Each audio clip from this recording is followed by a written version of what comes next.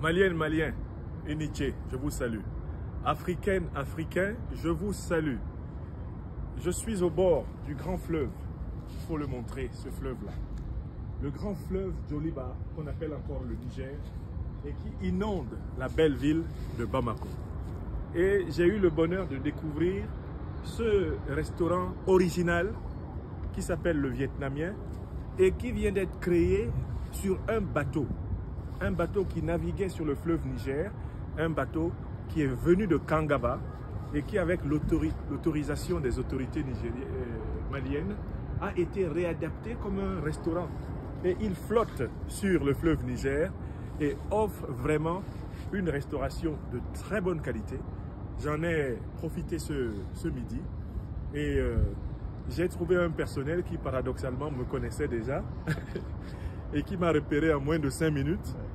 J'ai vraiment été très bien reçu dans cette maison et c'est avec plaisir que je ferai découvrir le restaurant Le Vietnamien au bord du fleuve Djoliba à Bamako à tous mes amis que vous êtes. Ce fleuve, le fleuve Djoliba, s'appelle aussi le Niger et il unit plusieurs pays africains. Il est la preuve que l'Alliance des États du Sahel est bâtie dans un socle puissant. C'est un socle naturel et spirituel.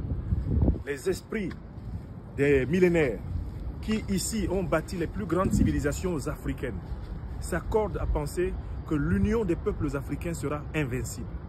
L'Alliance des États du Sahel a un potentiel naturel, économique immense.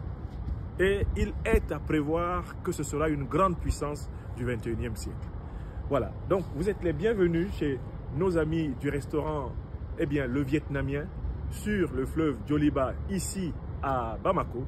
Et c'est avec plaisir que je le ferai découvrir à ma délégation dans la soirée car c'est un cadre vraiment sympathique. Et actuellement à Bamako, il ne fait pas très chaud. On a un temps agréable, éclairé et doux. Eh bien, mes chers amis, si vous en avez la chance, venez au Mali, venez en Afrique, autant de fois que vous le pourrez, passer des moments de vie intenses.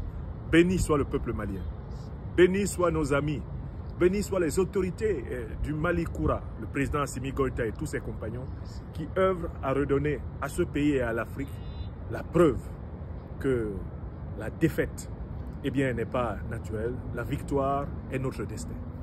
Merci.